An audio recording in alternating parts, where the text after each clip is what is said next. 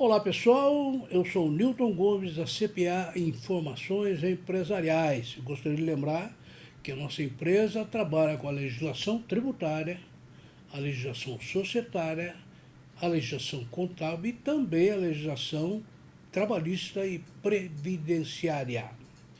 Muito bem, eu queria retomar uma discussão que nós havíamos feito, aí houve uma pequena interrupção, mas retomar, que é o seguinte: o projeto Rauli, do deputado Luiz Carlos Rauli, ele está lá na Câmara dos Deputados. Hoje é dia 10 de dezembro, já está agendada uma reunião para amanhã, dia 11 de dezembro, a partir das 13 horas, lá na comissão especial, onde os membros, que são 35 membros da comissão, eles discutirão e tentarão aprovar o relatório. Na realidade, esse relatório ele já era para ter sido aprovado na semana passada, no dia 4. Mas houve lá algum desentendimento entre o pessoal e o presidente teve que suspender a sessão e ela já está remarcada para amanhã então, né? Então, amanhã eu estarei acompanhando a partir das 13 horas ao vivo na TV Câmara, e depois eu passo um relato aí para vocês. Mas eu queria retomar uma perspectiva que é o seguinte: o deputado Luiz Carlos Rauli, ele, digamos assim, atualizou o seu relatório, etc., né? E está numa versão final, né? Aliás, essa versão que está sendo submetida ao escrutínio e à análise da comissão especial. Então, o que o deputado fez? Alguns dias atrás, ele colocou lá no site da comissão algumas notas explicativas do projeto dele, né? Essas notas explicativas são interessantes porque nos dá aí uma posição exatamente o que ele está pensando sobre isso ou sobre aquilo e assim por diante. Nós já comentamos e fizemos 5 vídeos ao todo a respeito das notas explicativas do Rauli, e agora eu queria retomar essa discussão para falar a sexta parte dessas notas explicativas, em que o deputado ele faz mais explicações sobre o projeto. Muito bem, neste vídeo, rapidamente, claro, porque os assuntos são muito complexos, nós falaremos nos seguintes pressupostos básicos do projeto. Primeiro, a regressividade, aquela questão do imposto é regressivo ou progressivo e assim por diante.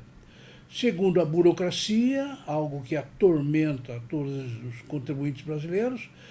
Terceiro, a redução da renúncia fiscal, né? Nós sabemos que existem excesso de renúncias fiscais no Brasil. Quarto, a simplificação, claro, é o sonho de todo mundo. Quinto, a automação, né? A utilização da tecnologia da informação. E, finalmente, aquela questão do desenvolvimento econômico, que seria um corolário, seria uma consequência da reforma tributária. Então, vamos discutir rapidamente cada um desses pressupostos básicos anunciados aí pelo Rauli. Vamos falar um pouquinho a respeito da regressividade tributária. Vejam bem, nesse projeto do Rauli, uma coisa que tem sido muito criticada é que o projeto cuida muito dos impostos sobre consumo, tanto que ele fala muito a respeito do IVA e IBS, mas fala muito pouco a respeito do imposto de renda, quase nada praticamente, né? Então, o pessoal acha que o imposto de renda, por exemplo, tem muito campo para se fazer alterações para tornar o imposto mais justo, né? E no entanto, no projeto em si, como centraliza muito no imposto de consumo e alguns outros, o imposto de renda foi, digamos, relegado à segunda mão, né? Então, o que o deputado está falando nesse campo da progressividade ou regressividade? Ele diz o seguinte: como o IBS, o IVA brasileiro, haverá uma redução dos impostos sobre alimentação e remédios, o que vai acontecer? Os pobres, eles terão um ganho tributário porque não pagarão mais imposto sobre alimentação, ou menos, né? Pagarão menos imposto sobre alimentação e sobre remédio. Então, no entender dele, já haveria uma distribuição de renda, uma justiça na tributação, porque os pobres pagando menos imposto na alimentação e no remédio, que são despesas muito importantes no orçamento familiar, no familiar, eles terão vantagem, né?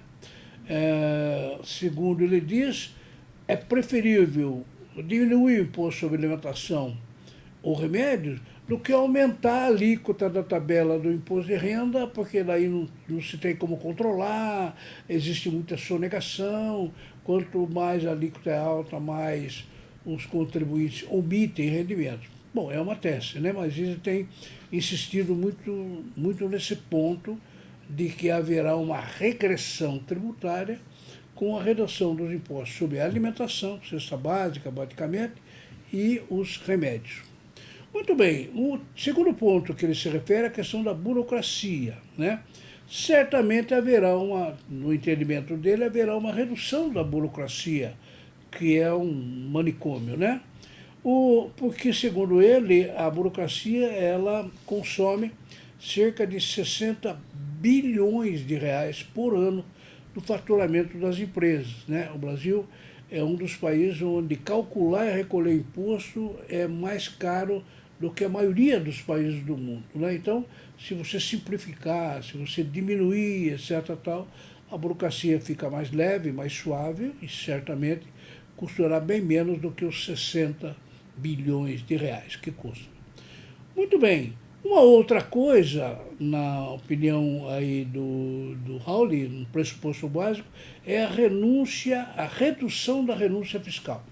Segundo ele, o Brasil ele tem muito incentivo fiscal, muito alíquota zero, muito imposto diferido, muita redução de base de cálculo, quer dizer, são milhares de normas que reduzem a arrecadação, né? Ora, então, segundo ele, isso torna o sistema muito injusto. Algumas empresas, por exemplo, que têm esses benefícios, elas podem vender mais barato os produtos e acabam ganhando o mercado daqueles que não têm o benefício e são obrigados a pagar mais imposto, né? Então, a diminuição da renúncia fiscal e o combate à sonegação fiscal, né, isso vai trazer muitos benefícios. E segundo ele, o que pretende, um dos objetivos que pretende o projeto Hawley de reforma tributária.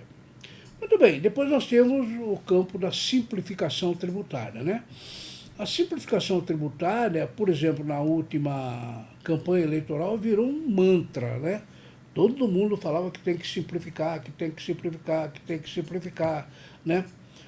O Hawley diz o seguinte, olha, como nós vamos reduzir o número de tributos, vamos pegar 9 tributos e transformar tudo no IVA, então certamente haverá redução, haverá uma simplificação tributária, né? Quando você tem que controlar 9 tributos, fazer livros, fazer guia, etc. E de repente você faz apenas um, que é do IVA, e o outro do seletivo, que se aplica muito pouco, então, claro, você vai ter uma simplificação tributária muito importante. Bom, um outro detalhe, um outro pressuposto básico é a questão da automação. Aliás, eu já disse anteriormente, eu tenho alguma dúvida a respeito do que o Hawley pretende fazer, né? Porque ele diz aqui, a cobrança eletrônica dos impostos será automática. Ok. Hoje, claro, nós temos muitos aplicativos da própria Receita Federal, temos aí o SPED, né? Todas as declarações são feitas pelo computador, tal. Quer dizer, tudo isso já existe. Quer dizer, o Hawley ele tem falado muito nesse pagamento, nessa cobrança eletrônica, mas não tem explicado como isso se dará, né? Tem citado até o caso de uma empresa do Sul, que tem lá um aplicativo muito bom, etc, tal. Bom, a gente espera que isso realmente possa acontecer e que nós possamos empregar cada vez mais a questão da informática, né, para produzir esses livros.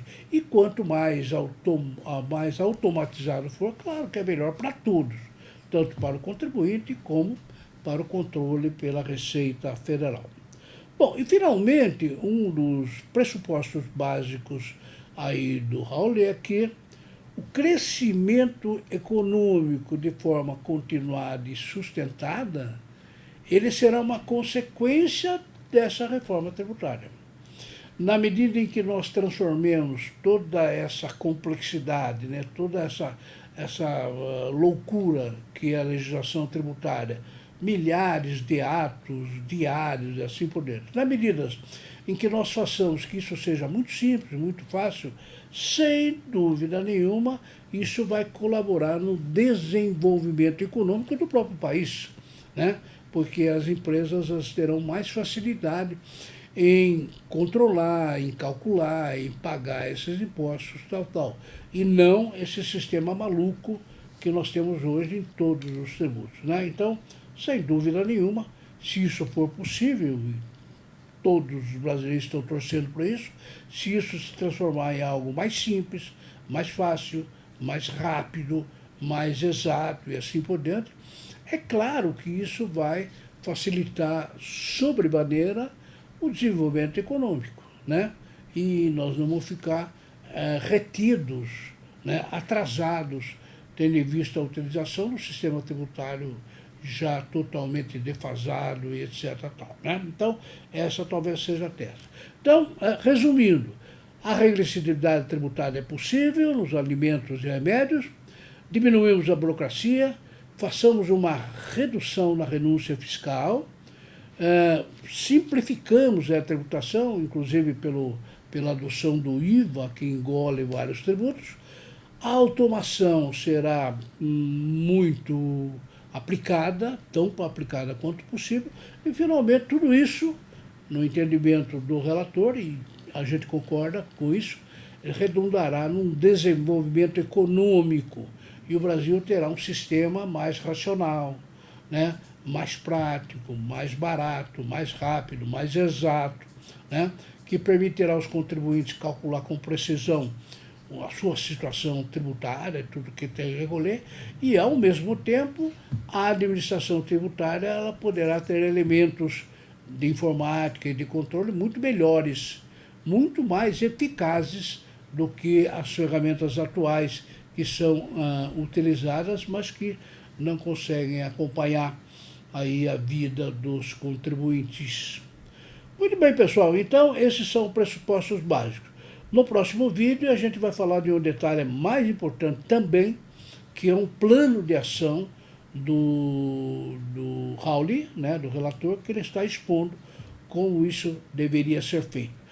E amanhã, dia 11, terça-feira, a partir das 13 horas, eu estarei acompanhando a transmissão ao vivo na TV Câmara a respeito do relatório. E tão logo isso, tomara que seja aprovado, a gente vai discutir e vai falar muitas matérias sobre isso. Muito obrigado e aguardo vocês no próximo vídeo.